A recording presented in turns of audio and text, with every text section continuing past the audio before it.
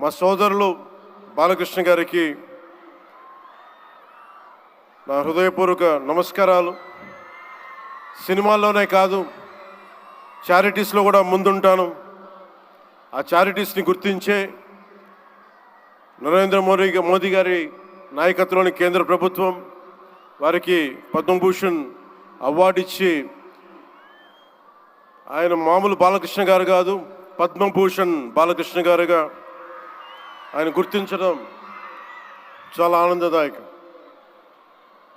28 సంవత్సరాలు పూర్తి చేసుకున్న ఈ సందర్భంలో ఎన్టీఆర్ ఈ ట్రస్ట్కి చాలా అద్భుతమైన భవిష్యత్తు ఉండాలి, ఇంకా వేలాది మందికి సహాయం చేయాలి.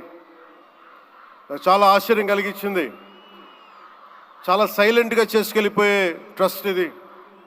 నాకు ఎలా తెలిసేది ట్రస్ట్ గురించి అంటే, చాలామంది డాక్టర్సు విదేశాల నుంచి వచ్చి అక్కడ విదేశాల్లో మేము డబ్బుల కోసం చేస్తాం, కానీ దేశానికి వచ్చి ఎన్టీఆర్ ట్రస్ట్కి వచ్చి చాలామంది గొప్ప ఆంకాలజిస్టులు వాళ్ళందరూ వచ్చి